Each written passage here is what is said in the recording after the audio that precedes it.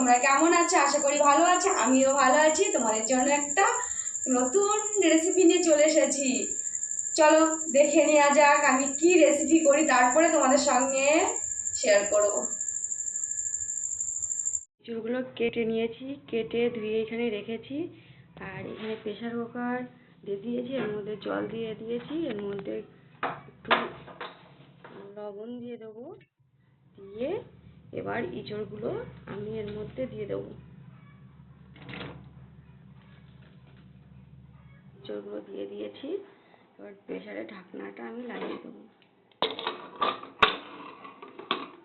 প্রেসারের ঢাকনাটা আমি লাগিয়ে দিয়েছি, এবার হওয়া পর্যন্ত আমি অপেক্ষা করব। এখানে আলু, পেঁয়াজ, রসুন আর টমেটো কুচি করে রাখা আছে। আলুগুলো সুন্দর করে টুকরো টুকরো করে কেটে রেখেছি, এবার রসুনগুলো ছাড়িয়ে রেখেছি, পেঁয়াজগুলো কুচিয়ে রেখেছি। এবার পেঁয়াজ আর রসুনগুলো আমি শিলপাটাতে বেটে নেব।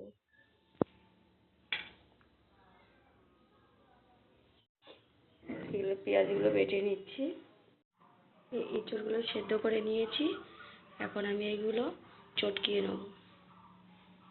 আমি পেঁয়াজ আর রসুনের পেস্ট দিয়ে দিলাম। তারপরে হলুদ গুঁড়ো, জিরে গুঁড়ো আর ধনে গুঁড়ো আমি দিয়ে দিয়েছি।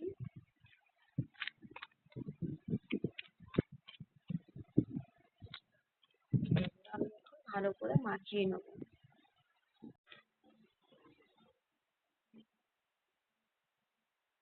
লবণটা দিয়ে দিলাম। বেশ সুন্দর করে মেখে রেখে দিয়েছি। এখন এগুলো আস্তে আস্তে আমি শেপ করব। উনুনে দিয়ে দিয়েছি, এবার তেলটা দিয়ে দিচ্ছি।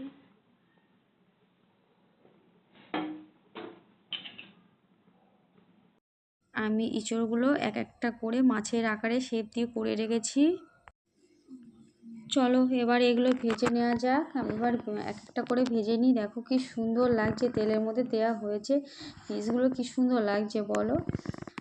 মনে হচ্ছে পুরো আমি মাছই ভাজছি, মনেই হচ্ছে না যে এটা ইঁচড় দিয়ে বানানো হয়েছে।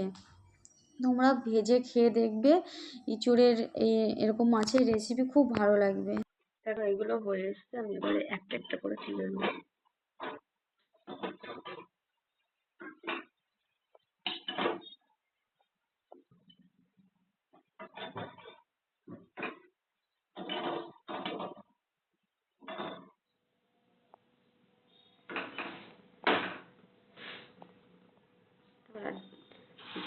যেগুলো আছে এবারে ওগুলো এক একটা করে ভেজে নেব। সবগুলো ভেজে নিয়েছি। দেখো পুরো মাছের মতন দেখতে হয়ে গেছে, মনেই হচ্ছে না এটা ইঁচড় দিয়ে করেছি। এগুলো তোমরা ভাজাও খেতে পারবে, সস বা কাসুন্দি দিয়ে খুব ভালো লাগবে, খেয়ে দেখবে একবার, খুব সুন্দর লাগবে। আবার ঝোল করেও তুমি খেতে পারবে। আলুগুলো ভেজে নেওয়া যাক। আলুগুলো ভাজা হচ্ছে, দেখো লাল লাল হয়ে গেছে, কি সুন্দর লাগছে। এবার আলুগুলো নামিয়ে নেবো। চলো তেজপাতা, শুকনো লঙ্কা আর হলো গরম মশলা দিয়ে আমি ফোড়ন দিয়ে নেবো। ফোড়ন দেওয়া হয়ে গেছে, ভাজা ভাজা হয়ে গেছে। আমি দিয়ে দিলাম, টমেটোগুলো দিয়ে দিয়েছি। দেখো সব কিছু কষিয়ে আমি ঝোল দিয়ে দিয়েছি। দেখো ঝোলের কালারটা কি সুন্দর হয়েছে হলো।